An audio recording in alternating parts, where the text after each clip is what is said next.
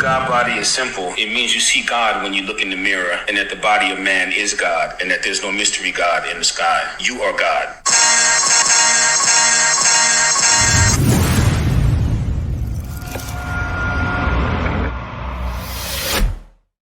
Hey, what's up, fam? This is Mark Jenkins. What's good on the Anabolic Mind? You like the intro? Mike, I was like this. Listening to the intro, it's so pumped. It's awesome. Yeah, Chuck D put me on his album. That's actually track number 17 on his latest album. I got on introing. I got a little snippet on there. So shout out to Chuck. Shout out to PE. Yeah, that was a good look. That was great. Today, we got a special guest. I'm so happy to have the OG on, someone I really look up to and admire and respect in the fitness game, who has so much information. And not only do I like the fact that you're so well educated and well versed, but you're able to articulate it in a simple way, so people can get it. And that's what the big thing is. I think a lot of times we're super scientific and we don't really break it down, but I really like the way you instruct. It's very easy to grasp, although sometimes the movements are actually very difficult. Right. So over 44,000, right? Is that correct? Years? 44,000 years. 44,000 hours. Yes, or years. Yeah. Oh, yeah. No, you're looking good for 44,000. 44,000 years. You're looking real good. Thanks, Mark. I've got all the secrets. Over 44,000 hours in the game, right? And that's on the light end. I know it's more than that, actually. Yes, it is now. Yeah. So, and you've been all over from ETV, and you got books, podcasts. Without any further ado, the OG in the game, Ashley Borden. Thanks, Mark. Look who's talking. Who's the OG? My gosh. Hey, we've been. How long have you been? When you start training people? Well, I started training people over 44,000 hours ago, Mark. Yeah. Let's see. Can you compute that? I mean, it's been a while. I started in 91, I think, for myself. Okay, so how many? So I mean, honestly, it's been over 30 years. But when I say, I'm going to tell you something. A little marketing thing, okay, right? Mm-hmm. When I say 30 years, if you didn't know me, and you read this trainer has been training for 30 years, you think dinosaur. You're like, who is this dinosaur training for 30 years? However, when you hear that I have been training humans for 44,000 hours, you're like, holy shit. That's a long period of time to be training people. Yeah, and so it only takes 10,000 hours to become a master or something. I was reading that book. You're a master 4 or 5 times already now. I was reading that book. It's Outliers, and right, it was Malcolm Gladwell's book. And I read Outliers on a plane. Actually, it's funny you said that, and that was a life-changing moment for me years ago, where I was reading it. And it was like, add up your hours. If you're a master, you have 10,000 hours, and so I added up my hours, and I was like, oh my God. At the time, it was 35,000 hours when I had added it up. I was like, holy shit, I was like surprised myself, Right. So I always tell people, that was your OG moment. You realized it did. Seriously. It actually was the first time in my career that I stopped and said, patted myself on the back for a second and was like, wow, you've been working a long time, because I am a freaking workhorse. Wow. Congrats. And much respect. Yeah, thank you. And there's not many. Thank you very much. There's not many of us in the game that long for a myriad of reasons, and a few that we're going to get into. You actually have some antidotes for some remedies with your training courses. Lots of it. But I love coaching other trainers and giving them because honestly, like what you just said is so true. Look, I think it's great that there are so many trainers that are out there and that want to help people. And I think that's fantastic. Mm-hmm. But to have a career past just your Instagram, right? And working with people and is just a completely different thing, not saying one is better than the other. It's just a really different game. So, that's something I would love to talk to you about, because it's you put in the time. No, it's good, because people always ask me, Mark, how can I become a celebrity trainer? That's the first thing. Like, how can I get celebrities to train? And the eye roll. And I always tell them, I say, hey, a lot of the circumstances cannot be duplicated. Like, I started before the Instagram era, so I had a little bit of jump. We started so way back, and actually training the artists and the artists were more exclusive at that time. Now artists are a lot more accessible, so you don't get as much credit or cachet, and it's just a different time. So much better to see how you can get like the wealthiest segment of the population as opposed to becoming a celebrity trainer. Like you want to be more famous, or you want to make more money. Well, right. As a career, you know what I mean? But also I would ask, I don't think you, Mark, got into this business going, you know what? I want to see if I can become a trainer and train celebrities. I don't think that that's what motivated you into getting into this business, right? Me neither. No. So, and many of the people who work with this demographic, that is not the goal, right? The goal is to be an educator. The goal is to help as many people as possible. What falls into that, depending on where you are, where we work, right, is this demographic, this other demographic. But I tell people all the time, if you want to work in this demographic and you want longevity in this demographic, it smells you out in 5 seconds if your only reason for being a trainer is to just be a celebrity. You last very short period of time, right? So that's what I'm saying. I mean, you know, so people in this demographic are not looking to, they want to hire people who are excellent. They want to hire people who are at their level, at our level in their game. Do you know what I mean? Right. So I tell everybody the way that you work with whatever population it is that you have to become a great trainer. Right. like we actually have results. Here's the thing. You have to be able to produce results consistently. Yeah. I mean, it's not like you just are hired because your ass looks cute on Instagram. By the way, you'll last 5 seconds after, one day of working with somebody and you don't have your shit together. And also you're not providing any results. Yeah. So, for sure. Especially on a movie set or something where it's really time sensitive, having to bring somebody in a certain amount of time. And I know you got plenty of experience with that. It's a little bit different. You have to actually know what you're doing. How many things at random? I could give a list, right? It's not even just a training. Okay. If you're going to be on set and you want to work, now you need to understand how to self-regulate. I talk about self-regulation a lot because a lot of times people don't know how to self-regulate, right? Meaning like you want to work in this demographic, right? You get your first job on set.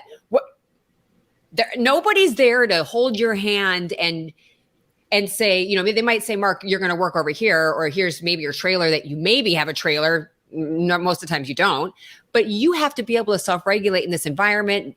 Yeah. Be disciplined. You're the fun police there. You can't be indulging in, I used to have trainers working for me. Oh, can we discuss? I used to have trainers working for me and I would spot check them and they'd be on tour with this artist or that artist. And I would just pop up, I go to the gym and hide, and just to see. Oh, I love it. What'd you see? Just to see. You did not. You went following the workouts, not being shaved, not following any type of gym etiquette, and then they'd be partying with the artist, and I'd be like, dude, I don't care if you party, but don't party with the person you're trying to get in shape with. They're not supposed to be seeing you, but they're more interested in being on the scene than actually getting the job done. And what I did was, because I knew they were leaving their all of their people just to come on the road or whatever, so I gave them half of what I was making. So if I had a $50,000 gig, I would give the trainer $25,000 for one client and per diem. Wow. And all they had to do, was unknown because I tried to make it fair. I was, trying to do the right thing from a trainer perspective. Right. You know what I mean? Because I'm coming from that thinking that's gonna, No, that they don't understand. Well, if I pay these guys, they'll, but it didn't work. And I ended up having to shut down my training part. And that's why I started pushing myself as the entity because I couldn't keep quality up. That's what I'm saying. And this is, and I'm not saying that other trainers can't have great trainers that work underneath them, right? But it's very rare that you find somebody else that has the same built-in self-ethics, self-regulation. You're ex-military. You're ex-military, okay? So you know how to self-regulate when you're in the military, or you don't stay in the military very long, correct? I mean, like you need to have your shit together, be able to self-regulate, right? Right. So I can't teach you how to self-regulate. And if at that level, like, okay, for instance, there was an artist that wanted to pay me like nothing to go on tour with this person. Okay. And I was like, and I talked to the management and I said, look, with all due respect, you're approaching high level people for this high level artist, but you don't want to pay the same fees that you would for somebody who needs to go on tour with this person. The fees that you're asking is somebody that might have just left 24-hour fitness and it's their first 6 months training. Do you know what I mean? Which is great too, but it's not the person that you want on tour with this high level artist. They said, can you find us somebody? Now, unlike you had people working, I didn't have people working underneath me at the time, but I had one woman I wanted to do it. She couldn't do it, but she said, oh, I have a referral. So she gave me the name of somebody else. I didn't know this person. So I met with her once. There was a lot of red flags, but I was like, you know what? I want to give her a chance. There was a lot of red flags. Cut to. The management company called me while she was on tour and said that this person had smuggled a guy that she had met in Vegas on the tour bus of the artist, because she was on the same tour bus, and hid the guy in her bunk and tried to get him to go to the next stop with her. Wow. That's crazy. Wait. And he would have had to go to the bathroom eventually, right? He would have had to get, how did he do that? There's no way. I don't even, there's so many things wrong with the story. Anyway, she got fired, right? And it ended up, of course, I called her and talked to her. She was super defensive. And the only thing I said to her was this. I said, look, that's it for you. That's it. It's over. You're never going to work with this demographic ever again. You have like one chance to start with a reputation. Once you start and it starts like this, it's a nightmare. Okay. Yeah. And I said, you need to send orchids to the management company, to the artist. You need to say, thank you for giving me this opportunity. I realized I made mistakes. Totally defensive with me. I said, you know what, girl, good luck with everything. Get to it. Anyway, she ended up emailing me like 8 years later saying she was sober and asked me if I could refer her somebody again. I was like, no, but congratulations with I'm being sobriety. Sober, and all that. So I can't teach you how to self-regulate. Yeah. No one taught me. You got to have a certain skill set before you enter in any occupation, like self-regulation. What? Like one is that's one you have to, and being able to show up on time. And most people don't master that. They haven't had that mastered. They think, from the military, I know that, if I'm supposed to meet you at 8:00, I'm supposed to be 15 minutes early. 15 minutes early. And do you know, that alone will get you, serve you well in life. You get a lot of opportunities just from showing up early.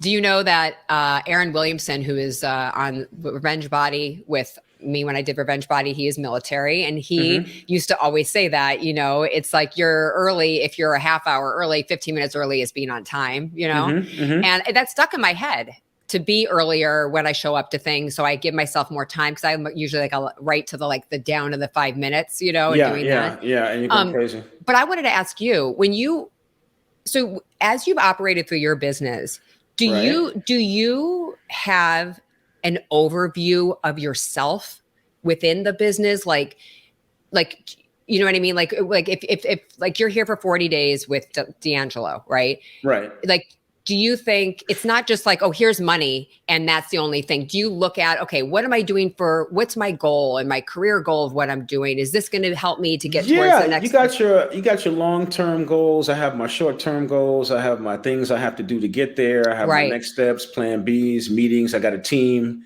and I know that I am not the expert. And a lot of the things that I need to become successful, I'm not necessarily enthusiastic about doing. Like so what? I have to. Like what? I'm not a sharer. I can tell. I can tell right now. I start asking you a question. You're like, I don't enjoy sharing beyond the. Yeah, I really get uncomfortable beyond a certain extent. So podcasting for me, talking, on a story, for example, on an Instagram. Talking on a post, look at you, is very difficult for me to do. So I'd much rather just do the exercises and just put it up.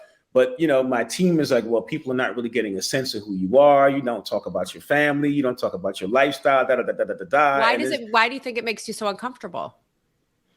That's probably coming from the military background. You just you internalize. I was in the Persian Gulf at 17, 18, so I just became very adept at internalizing. And then being a man when I was getting out, it wasn't like you were having these soul to soul, gut wrenching conversations anyway. Right. Which they're trying to change that. Change that now. Yeah. So things are changing now. But so this is actually good for me. Because it forces me to get me out of my comfort zone and to start speaking to people and doing stuff like that. But I have a team that I listen to because I know that I don't like to do certain things. So but I love that.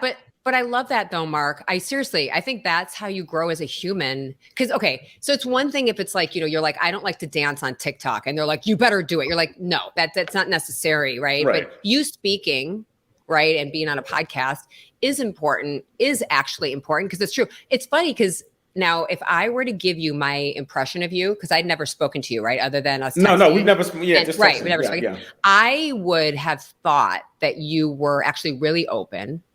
And like you talked about a lot of things because you post about a lot of things that are. So I don't have to say it. I can type it. Oh, I'm taking notes Yeah. here. I can type it. That's my shit is always a paragraph. Yeah, I can. Type but you're still vulnerable in the things that you type about, though. Well, I started because of my people were like, listen, people have to see some other side of you in order to listen to you, to get more followers, to follow you with exercises. And I'm like, really? That's so alien to me. But again, I'm coming from a military background. I don't quite comprehend it the same way. So interesting. I would not, because you seem also like such an empath to me. Yeah, I definitely relate to people, but I just don't like, I don't like the other way around. And I'm like, nobody could shut me up. Everyone's like, okay, actually, we are out of time. You need to stop talking. I mean, but that to me is so interesting because I think social media creates these perceptions of people that are not ordered. Yeah. I'm meeting people in New York that I haven't met. They're like, you're so totally different than what you look, than how you are on social media, right? Yeah, and they're like, what? Yeah. So wait, why? What do they say? You're what? I got clothes on. Usually, they think I'm walking around. What, you're walking around in tights and a tank top? Walking around half naked. Yeah. So I got clothes on and much more approachable in person, one-on-one. Much more interesting. Yeah, I don't look as intimidating one-on-one. Okay. Yeah. Okay. Yeah. So that's interesting. It's funny. I mean, But the only way you get around that is by talking on your social. Yeah. Do you know years ago? So this is actually a fascinating thing. So years ago when I moved to LA, so I moved to LA when I was like, I think I was 20 when I moved to LA from Chicago. Okay. Mm-hmm. And at the time I ended up at a place called Sam Christensen Studio. Okay. And it was like some actors were in this thing, but it was also like people who were trying to be better at speaking and being a better presenter or something. Mm-hmm, mm-hmm. So and I've talked about this in another podcast, but it was so freaking cool, right? What you're talking about that. So what we had to do was they said, all right, you had a piece of paper and it had 100 adjectives on it of all different adjectives, like intimidating, adventurous, shy, unwilling, like a million things, right? And we went in groups of 10, this is before 9/11, to the airport. And we would give people sitting in, so like, let's say I went with you and you were in my group. I'd be like, okay, Mark, you have to just dress in your normal self like you normally do. And I'd say, go stand over there in the corner. Then I would go over to a group of people and I'd say, I'm doing an exercise right now. I'll explain to you when we're done, but here's a piece of paper. Could you look at that person right now and just check off every adjective that you feel, when you look at him, what you think of the adjective, right? So we'd got 100 of these things and then we averaged out, right, the top 7 of what people thought, what they looked at us, right? Mm-hmm. So it was life-changing for me at the time because I was a very self-obsessed 20-something-year-old person that was not aware of how people received me. Do you know what I mean? Mm-hmm. And that changed my freaking life because I didn't receive, how we see ourselves isn't the same way how other people receive us. And it's like you're saying, when people are meeting you, they're like, oh my God. But it's so important in business, in training, in everything. You need to know how people receive you. If you don't know that, you are at such a disadvantage because I can feel it when people don't know how they're receiving them. Even in negotiating, in business and all that, it's to your advantage to know how people do receive you. Not to change it, but just to know who you are. When somebody walks in the room, you need to know how people are receiving you, Oh, wait, I don't hear you. Hold on. Can you hear me? No, not yet. Not yet. Let's see. Not yet.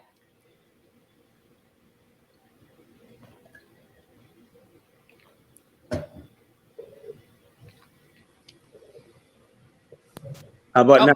Can you got me? Yeah. Okay. Yeah. I wonder. Perfect. Oh, God, so strange.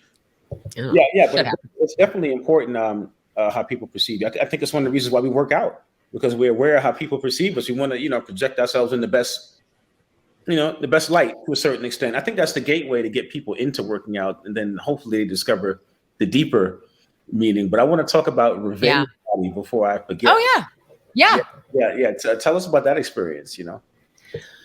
Which aspect? I mean, there were so many. The pressures, the working on a set every day, how the vibe was generally, the long term. Are you still in touch with any of those people who you're on there with? Oh yeah, I'm in touch with all of the participants that I worked with: Jennifer, Joel, Alexandra, and Eddie. We still say hi, and I still stalk them still to this day on social media as well.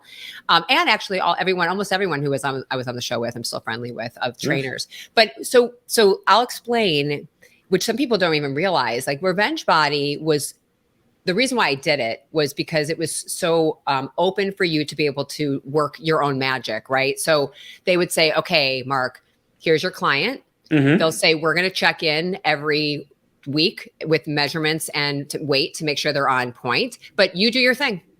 You do your thing. You do the training, you do your food. They ahead of time, when we were cast, they said, what's your system? How do you work? Blah, blah, blah. So they said, great. You want to do, let's say your whole thing is called, jump off your whole thing. They're like, great, do the whole thing. You can use it. You can show it on the show if you want to. Like they really were, it was very pro the trainers, right? For their system of how they worked. So, but I mean, for one client on that show, I'd say I spent 115 hours training one client. Okay. And I would do 2 a show. Ooh. So it was a ton of work on the trainer's part. We actually weren't even on set. It was like, we would have, like, if we were having a check-in, like they might set up a scene where they're like, we're going to come to the gym, Mark, and we're going to do a weigh-in with your client while you guys are kickboxing, right? So they might do the weigh-in there, like I've had, and then you do the weigh-in and you see your client didn't lose a pound in that week, and they're like, so, or whatever the situation is. But so the show gave the trainers so much opportunity to say, here, you can show your shit if you want to. That's dope. But the pressure of it is that you don't want to go into it with a client going, hey, I know you just signed up. None of these people have any idea, at least my clients, how much work on their end goes into it. Right. I mean, and I need to change your mind immediately without having you quit. Right? Without having you be like, fuck it, and go the other way. And without saying, don't make me look bad. Because by the way, so there's a lot of that in the show where you have to be able to know people. And that's what I'm saying. That's an art. Yeah. And it takes experience and know what buttons to push at what times to get the most out of your person without redlining. Yeah. And exactly. I can relate to that. Exactly. And over the course of 12 to 16 weeks, do you know what I mean? And, I saw my people who are on weight loss were training 3 times a day. No one was ever injured. Not hello. But so there's a whole thing behind, your programming and the training, but they give you, it was amazing how they just give you the free reign to do that. Now, could they have paid us a lot more? Maybe, always. Yeah. But at the same time, right? Exposure, right? The exposure of the work that you do is invaluable. And I always say, like, I am a big Kardashian fan. And Khloe was amazing on the show. She was great with me. She was great with the people. And she really gets it in, right? Yeah. And Khloe, by the way, and by the way, I mean, that's a whole nother discussion, but she fucking works out hard too. And maybe she gets it in, right? Whatever she's had done. I mean, I had my boobs done. I had my eyes done. I mean, she's had her nose. Who fucking cares? Right. I don't know. Who cares? But it's a whole nother story. But she was great. So the show itself was just people who haven't watched it are the ones who think it's bad because they just are like, oh, it's only about weight loss. And I'm like, oh, so you haven't watched the show. Right. It is life-changing. You got to check it out, guys. I'm sure everybody who's listening has at least heard of it, if not seen it, but check it. I mean, maybe. You know, check it. It's good. It's good stuff. I want to also ask you about how many trainers, because you never hear this come up in the trainer world, but how many trainers are actually training with chronic pain because of the way they train? Oh, what would you say the percentage is out of 100? Oh, over 35. Oh, we'll throw that in. I mean, look at when I was at a gym back in, the day, almost all the older trainers that were there it was so depressing to watch. That were like literally one trainer that I worked with for many years. At the time, he was in his 50s. I found him we had like a yoga room, in the yoga room by himself, crying because he was in so much pain. I swear on my life. And because he used to be a bodybuilder and his body joints destroyed it, huh? He was in, and I was like, this is God, oh my God. At that time I was like, this is why my business of thinking ahead and generating income that works for itself. And it's not only me in the gym, hour to hour and all this, but many are injured. Many people are injured. I was injured. And what would you say is the best way? Perfect. What's the best way? How did you heal yourself? How did you come back from that? What's the best way? What advice do you have for trainers who are in pain or anybody for that matter, who's in chronic pain and in the gym? It's my L4, L5. And my L4, L5 injury was an old injury that I had actually had unaware when I had fallen on my tailbone rollerblading, like in my 20s, and I was starting to squat. At the time, I was doing some CrossFit at the time. And imagine this, I know it's hard to believe, but the over volume of my squat patterns in class, along with load on my body and bad form, then one day I was deadlifting and I pulled and I felt it.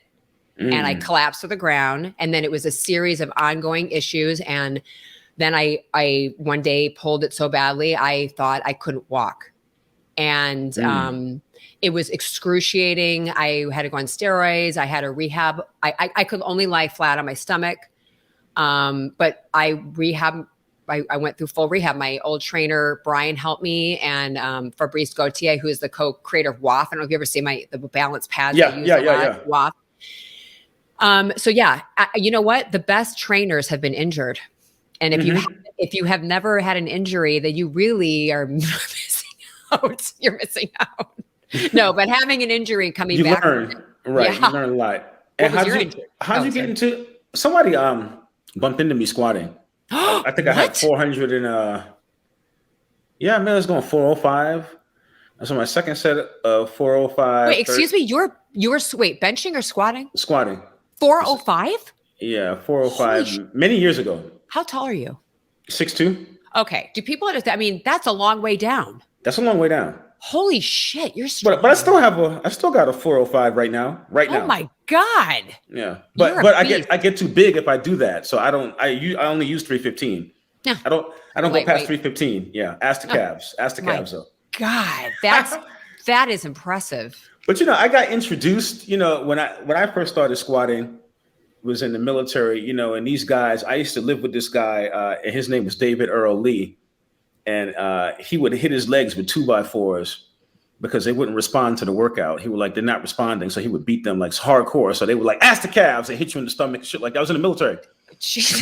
You know what? You know what I mean? So they hit you as you're loaded. So the culture's changed. When I got introduced to working out, it was in a very hardcore environment. So those guys now, they call me Mr. Hollywood or Softy. They look at me like, psh, Well, and here's the thing. I get the aggressive training for the aggressive situation, right? Yeah. I remember at my old gym, I would see people, obviously they had watched an episode of some Navy SEAL training, and they had their 52-year-old office worker client climbing the stairs backwards with load on their, doing shit that had nothing to do with the issues that they had and what they needed. Because a lot of times, when I learned Olympic lifting, did I need to learn how to snatch? No. Do I teach anybody how to snatch barbells? Never. Do I teach people how to clean a barbell? Yeah. Snatch? No. Not my expertise. I don't think it's worth the risk to teach it. Dumbbell, yeah. maybe kettlebell, kettlebell, depending on the person. But injury really helped me a lot. It actually made me a way smarter, better trainer, and it gives you the empathy that you need with clients, who most people have been injured in life. Dare you to find me somebody that's never had an injury. You know what I'm saying? I mean, everybody has some deviation in their movement patterns or some deviation in their biomechanics that we can help with, right? And a lot of times these deviations in their biomechanics come from old injuries that happened a long time ago that maybe they compensated with their body to make up for these injuries, and now they have imbalances in their body. So that's how we change it. It's usually based on an old injury. Also, fear of movement patterns are a lot of times coming from an old injury. So there is a psychological side to helping people move past the fear of, like I'll say to somebody, look, I get it. They're like, I don't squat. And I'm like, oh, okay. So do you lean up against the toilet? Like how do you sit in a chair? Like how do you, I mean, you're not a guy, this woman who was telling me she doesn't squat. I was like, you actually squat all the time, but you're just not aware that you're sitting down in a chair as a squat. Right. Mm-hmm. So we had to get down to what the issue was. And it was that she had a trainer that pushed her way too far in advance and hurt her back. She didn't know what the fuck she was doing. Right. And so that was her thing. She's like, I don't squat. And I'm like, so really what it was that I'm afraid I'm not squatting the right way. Right. She was traumatized. No, full squat trauma. Squat trauma. And squat trauma. It can happen. So that, that's what I mean. And, I read in the American, for ACE certification, mm-hmm. I was reading something in one of their literature, and it said that the number one thing that trainers are lacking, drum roll, is empathy. Isn't that, but I was like, wait, what? I thought we are full of, I thought all trainers were like, total empaths. No. Well, that's a societal thing. Oh God, that's a societal view, because now it's a little different, because now it's acceptance of mediocrity thing now, where no one wants to feel like they're less than everybody else. So anytime you strive for excellence too far out, or you push people to be excellent, you're putting too much pressure on me, I can't take it. It's a societal thing. So now I think that's a shift. That the youth are more emo now. Oh, well, it's just that as a parent, it's just a generational thing. So the time now, people are, and maybe that's a good thing. People are more sensitive now and should be more empathetic to other people. But at the same time, you need a certain amount of edge to go out there and be successful in society. So you got to have a balance, guys. Yeah, you do need to have a balance. And I don't have children. I mm-hmm. have clients. Just kidding. But I have animals. No, I love I love psychology. Look, on my downtime, I watch interrogations. Okay. What kind of weirdo am I? All right. I love watching. I do. I love watching psychology. I love watching people and responses. And it helps me to be able to help work through people's blocks much faster. Right. And also your own vulnerability, Mark, we're having a therapy session right now. Your own vulnerability that you have on these podcasts allows other people to be like, I could be more vulnerable. Because here's the thing. Only narcissists look at vulnerability as weakness. Okay. Only narcissists look at vulnerability as weakness. Only. Because vulnerability is a superpower to have.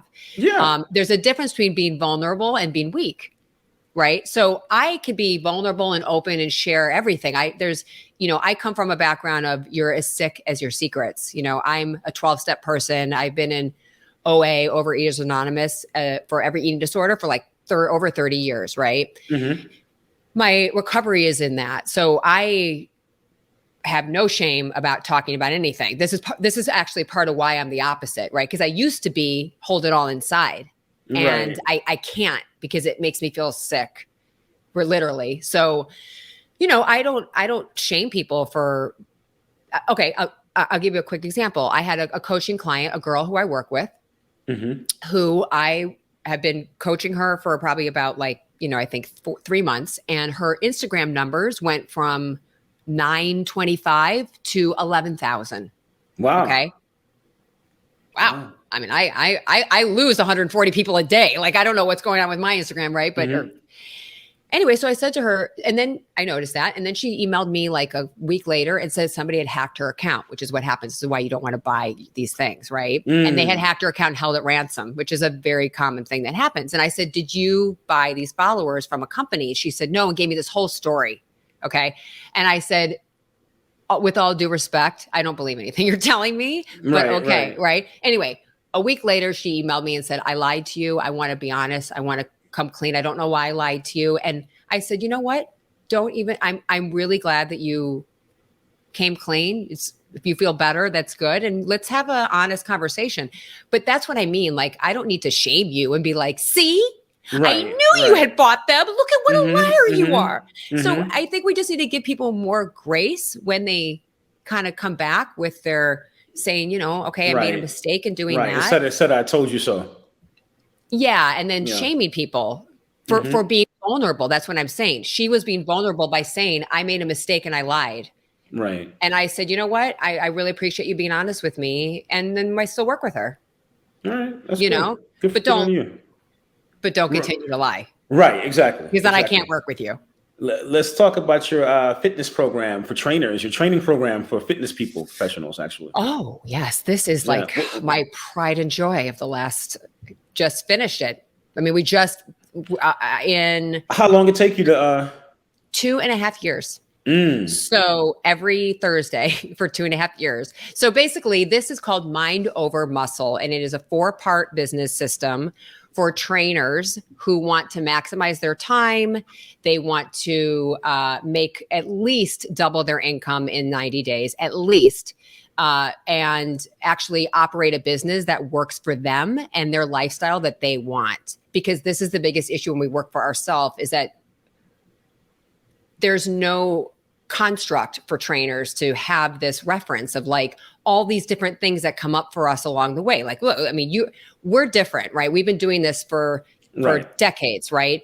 But when you're starting and there's all these opportunities, right, of different things, it can shut people way down, or they feel that they've been doing it for a while and something's missing, right? Or opportunities are coming up and they're like, who do I even ask about any of this stuff, right? So I'm going to be launching an 8-week course where we're using Mind Over Muscle, but I am meeting with trainers weekly where we break down and digest everything that's in these courses. We can meet, we talk about what their issues are.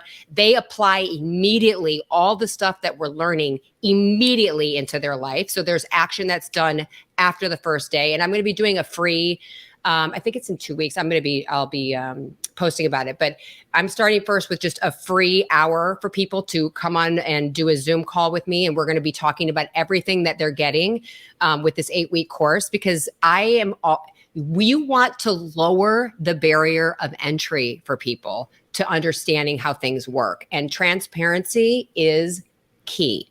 So I am all about, let's do an hour free together. Let's talk, ask me all the questions. Let me lower the barrier of entry for all these trainers that are nervous, or they don't want to invest, or they don't know what to do, or what is this going to look like? So that's been my passion. I've been coaching trainers with their businesses for years. Wow. And I love it. And I get huge success with trainers and their businesses immediately to turn things around. And it's like, I might love it more than even personal training. Wow, that's dope. Yeah, I love it. So that's coming up soon. And I need to have you as a special guest on sometimes too, because I'm going to be bringing experts on to come on during this 8-week and to talk and, you know, share what they're doing too. So, because I think that trainers at these high level people like you, like me, they feel, you know, sometimes it's unapproachable. Right. Or you say, like, they email you and say, how do I become a celebrity trainer? Or how do I do that? And I'm like, okay, wait, let's back this up. First of all, do you even know who you are in this business? Right. Like, you have to know who you are. And if you're going to be, and your target market, you have to know who are you talking to? Exactly. Because here's the thing, you don't have to be everything to everyone. And like, let's say your thing is like, let's say you're a vet, right? And you're like, when you start and you're like, I can't deal with anything but other people who've been in the military, who get it and who want to change their life. I'm like, great. That's your demographic. That's what we're going to start with first. Attract the people that you want to work with. And then it works. And that's how I started my business. Was I didn't train men because I didn't know what the hell I was doing. I also was intimidated by it. I felt scared to work with men, and I only trained women in the beginning. I said, you know what? I'm just going to work with the people I'm comfortable with. And that's how it started. That was just my instinct, you know. Right, and that was smart. And my whole business has only been about what works best for me, so I can work best for you. Oh, awesome. You know what else? I feel you. What else you got going on? Oh, so much. Yeah, I mean, Well, let the people know what else you can. You know what I want to ask you too is like, now's the time for people to get into wellness as a business, as an industry. You know, don't you think? Like, what do you think the best area is right now, looking at the whole landscape? Because I know there are a lot of people who are, since the pandemic, they want to change their lifestyles. They're sick of working in the office with artificial light and, you know, recycle air for 8 to 10 hours. They've always been working out. They're looking at this time like maybe I can diversify my income or revenue. What do you think is the best area to get into in wellness right now? Well, I say whatever it is that you feel connected to, right? So it has to be what you feel that is your area. So let's pretend like, you know, you're like, oh, I just spoke to, there was a woman who's my friend who used to be in news broadcasting, right? And she wants to do fitness because she loves fitness, but she's already decided everything that won't work about it. She's like, oh, I don't want to be around people. I don't want to do this. I don't want to have people. I'm not a people person. I'm like, I'm in the wrong job. But, you know, and I say, you know, you have to start with first, what do you want? Let's start with that first. What does this look like, right? Because if you say to me, what area should people be in? I'm like, well, who am I talking to, right? What are their goals? Because I can't just say, oh, everybody should be in learning myofascial release. Well, let me rephrase the question. Where do you see the biggest growth in wellness right now? Where's the money at? I would say that people are definitely doing both, moving to online and maximizing their personal training and moving it into online and in person within the confines of what they want to do. I've seen a lot of people be able to do kind of like what I ended up doing was like, you know, I'm no longer in a gym anymore. I'm doing everything is online. I'm able to work with way more people, but you need to have the right team of people to work with. This is why I'm doing, it's the DIYing you have a team. Yeah. Right. You've put together people that want to see you succeed. Right. And who understand Mark. And so, at least I'm open, you know, and also too, I just ask people too. Because you gotta, you know, sometimes you're too close to your brand. You need someone else who's a regular consumer just to be like, nah, I'm not really feeling when you do that because of A, B, C, and D. You know, it's sometimes, you know, that's more helpful than even the team because the team is not objective after a while. You know, so it's always good to get like just regular consumers like, yo, what do you think about this? Is this something you would do? You saw this on the Instagram. Does this resonate to you? You know, and you get good feedback, you know? I agree. And I think when you stay with what's authentic to you, then it's authentic, right? Like, it's you. Know, it's real. It's you. Like, I have a friend who's a great trainer, right? And she had tried to do the voiceover TikTok thing, and she just felt like an asshole. Okay, and you could tell, she just felt like an asshole. And I was like, girl, you don't. Are you on TikTok? Are you on TikTok already? Barely. I've never been on. I got to get on. No, I'm like, I locked out of my account a long time ago, and I was like, I'm not. I make my money and find my clients and help people directly from Instagram, Facebook, and that's where I really is my jam. That's where I feel like my community is, where I connect to most people. TikTok, I don't as much because I haven't, you know. So give everybody your IGs and how they can get at you if they want to contact you. Oh, absolutely. So you could find me at Ashley Borden Fitness. And that's where everything is. So I have like my link tree is there that has all my programs. I also have like 11 training programs that are in the gym and streaming award-winning streaming programs. And I mean, you know, so my SOS food plan, you know, you name it. I have a lot of stuff there, but I also have a lot of free resources as well. And my boyfriend, you were asking before about Duda Gerhai, he's a second degree black belt in jiu-jitsu. I am a blue belt jiu-jitsu, and we teach also self-defense. That's dope. Have you ever choked somebody out before? I mean, no, put them to sleep. I know you choked somebody out before. You ever put somebody to sleep yet? No, I have not. That's gonna be cool. Have you? No. Oh, no, I have not. Not in the dojo. Okay. Well, you were in the military. In the street, yeah, but not in the dojo. Wait, did you choke someone unconscious in the street? Yeah, well, my military, Navy fights. Oh. In the Navy, this is how it happens. You'll be somewhere in the Philippines, you'll be at sea for 3 months, and the ship will stop at the Philippines, and you'll be there and you're getting your drink, and Filipino music's playing, and you're having a great time when you got your beer and you got your shot. One drink's gonna get you high. You haven't drank for 90 days, so you're gonna be buzzed from the one beer, and you got a shot to top it off. It's a good night, and then you be in a bar, it's like 100 other sailors in there, and one sailor will do something stupid, get into a fight, and you'll be fighting the whole bar because you're in another country, and then everybody, the same guy who just bought you a drink, you're fighting him. Yeah, you're fighting him. Yeah. So a lot of stuff like that in the military. It's changed now, but this is the 80s. Yeah. When I joined, 88 to 92. So stuff like that would happen quite often. I mean, yeah. So I haven't fought anyone in the street, thank God, knock on wood, but I have, rolling and choke, tap people. My rear naked choke is, how was that? The first time you checked out, you tapped out a dude. How was that? Oh, I haven't tapped out a dude. It was a female. Have you tapped out a guy yet? Not yet. No, I have not tapped out a guy. Duda, my partners who for I don't know how many years, like I only was training with him. I was not in a gym. It was with him. And then the first time that we had another female came in and was training, and then he was like, okay, I want you to roll with her. It was like, I felt like I was throwing a rag doll around because I was so used to, he was 180 pounds and I hadn't ever trained with a lighter person before. So that's cool for you. So yeah. It felt really good. But I mean, I still, one of my goals, and I'll say it out loud because it terrifies me, but I really do. I want at some point in my life, I do want to do a tournament. Oh, that's dope. That's cool. Have you ever done a tournament? No.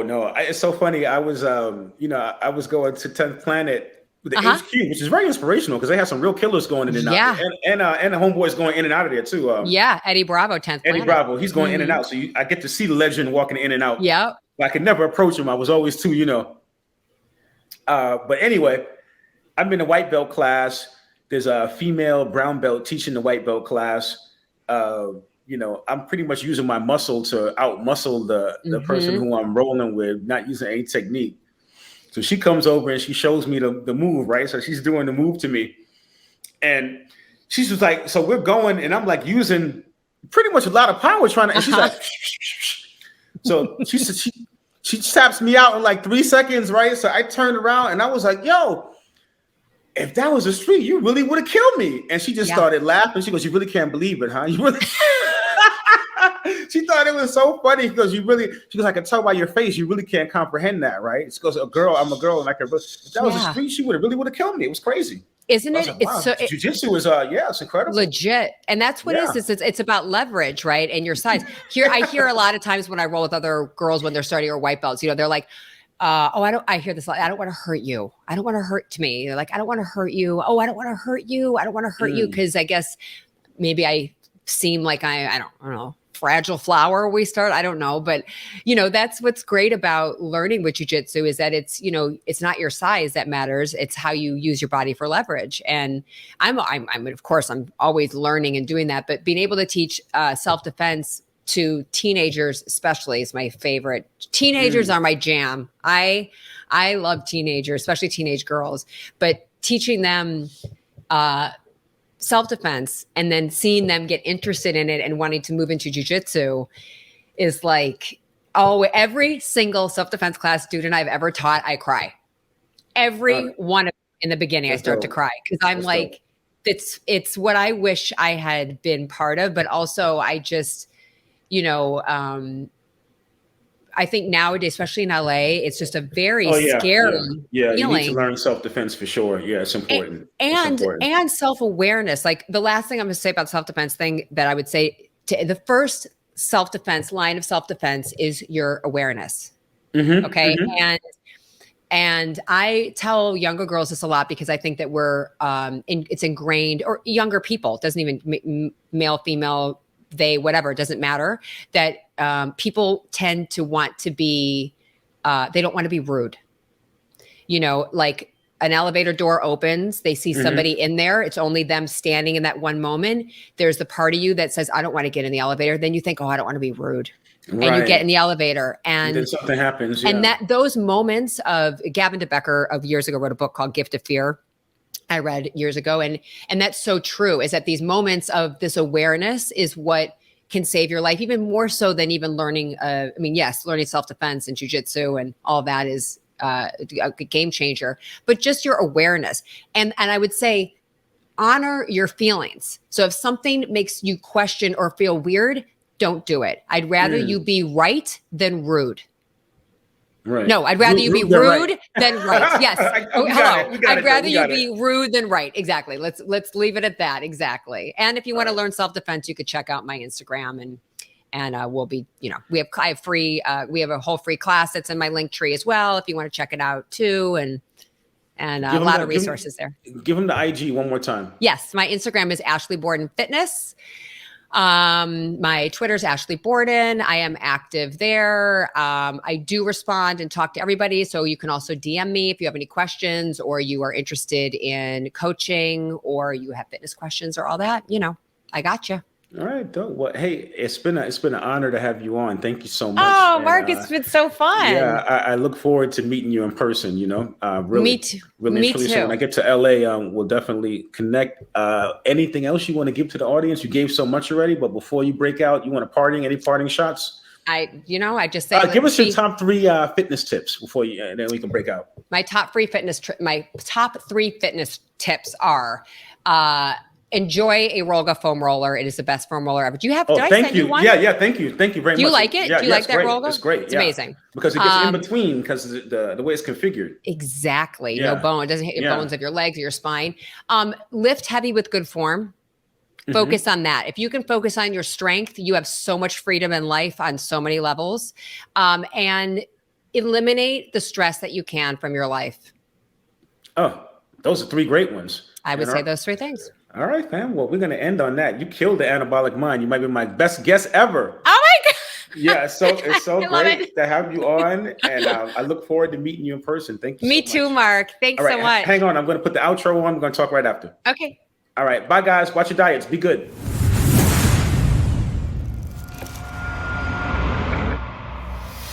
Podcast is brought to you by WINJECT Studios. We are an all-in-one educational platform for podcasters that revolutionizes how hosts leverage content to increase engagement with listeners, downloads, and income. We come together to focus on community, collaboration, and collective impact. For more information on how you can interact directly with our hosts, access exclusive live content with offers you can't get anywhere else from our official partners, join our purpose-driven community by visiting www.winject.com. If you're ready to build a career doing what you love, then we're ready to see you there.